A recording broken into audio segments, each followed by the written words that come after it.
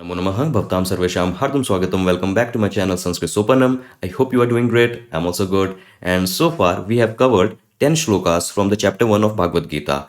And before moving on with the 11th shloka that we will decode today, as I mentioned in the last video also, I will quickly give a recap of all the Sandhi rules that we have encountered so far in the 10 shlokas.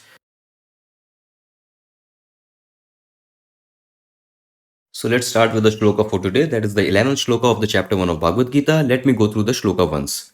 Ayaneshu cha sarveshu yatha bhagam avasthitaha bhishmameva bhirakshantu bhavantah sarva evihi. So this is the shloka for today, and you can see some words that split after the Sandhi Vichhed version. So yatha bhagam avasthita, it opens as yatha bhagam avasthitaha.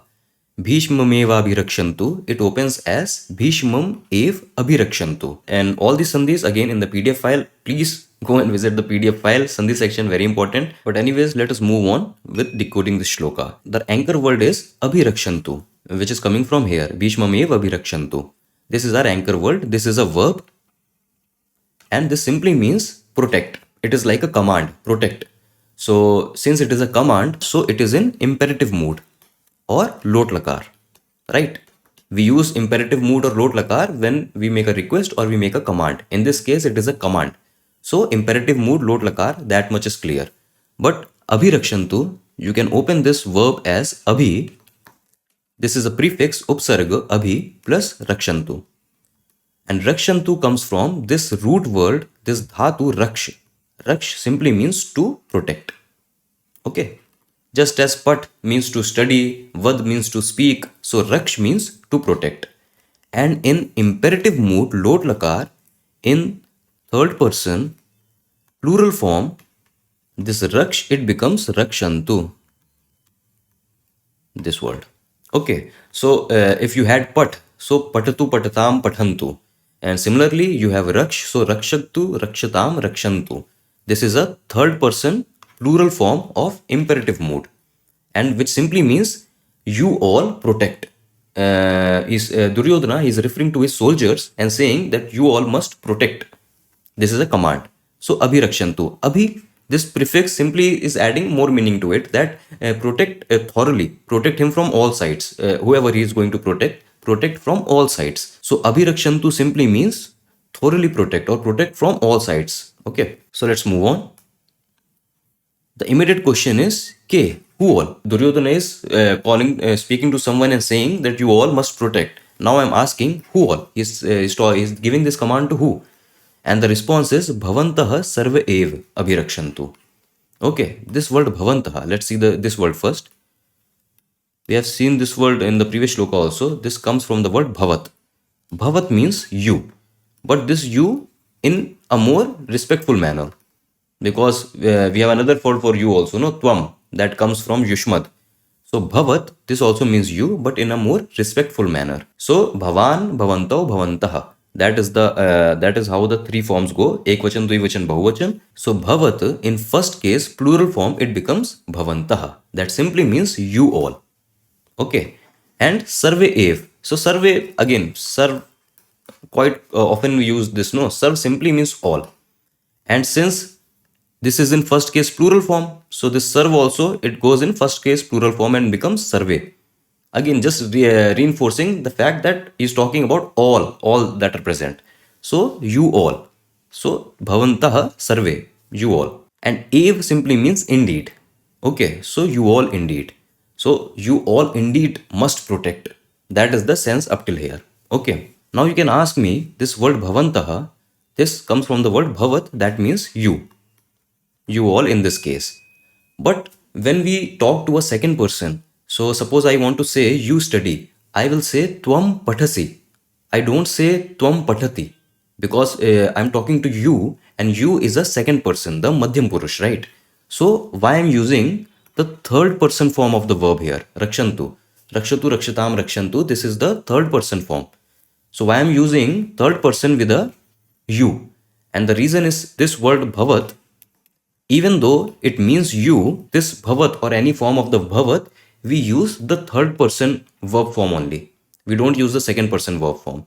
So this is the difference between this bhavat you and the yushmad you. This is the difference, and just take a note of this difference. Okay. So anyways, let's move on. And again, kidrishaha. Now I'm asking to describe whoever Duryodhana is addressing and commanding. I'm just asking to describe those people. And the answer is avasthitaha. Avasthitaha, that simply means settled or stationed. Okay. This avasthitaha, let's see this. It comes from av. This is the prefix, the upsarga. Then you have stha. This is our verb root, the dhatu. And stha means to settle. Okay. And then you have this suffix, the suffix. And we have encountered this suffix before also. What does this suffix do? What does this pratyaya do? Is simply it changes the verb into its past tense. So istha means to settle, and when you combine it with this the, it becomes settled, established, settled, the past tense. And the resultant word, it becomes sthit. Okay, sthit. Someone who is settled.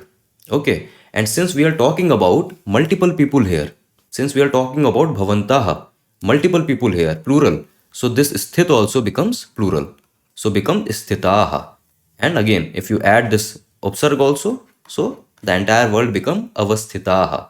What does this upsarg do? Simply again, just enhancing the meaning some way.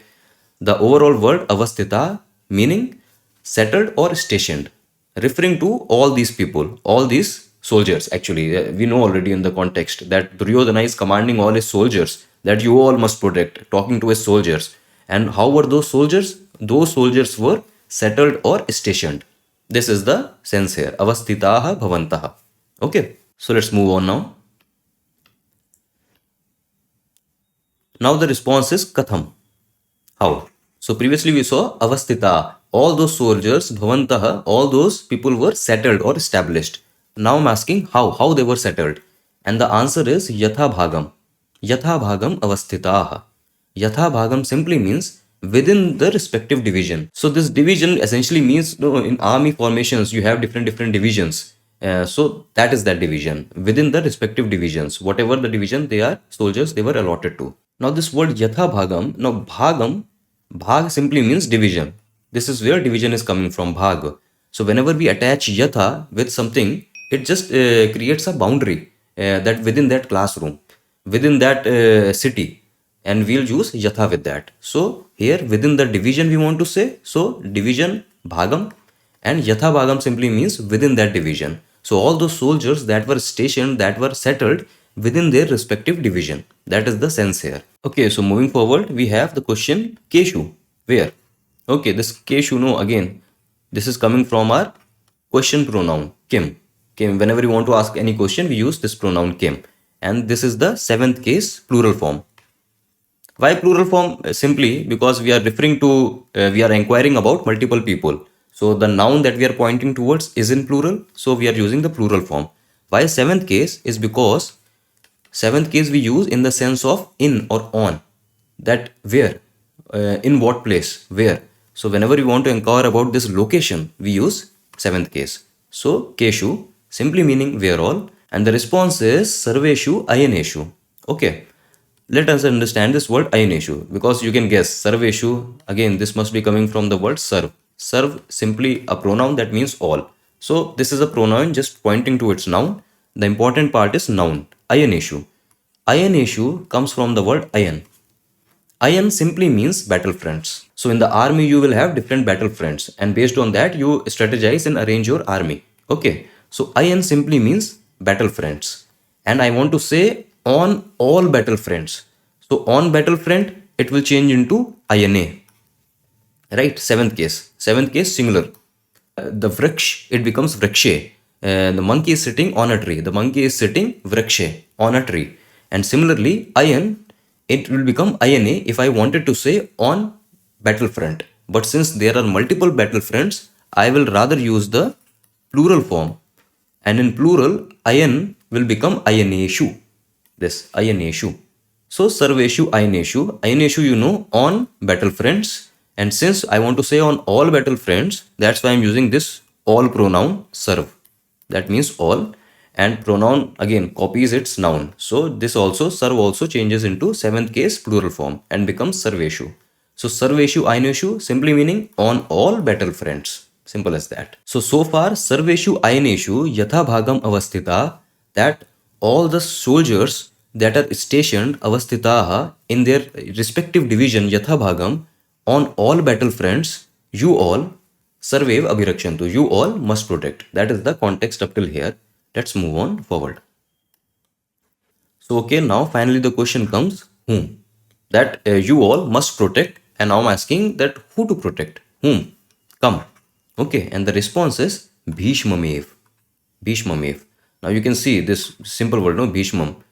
Bhishma, again referring to Bhishma Pitamaha.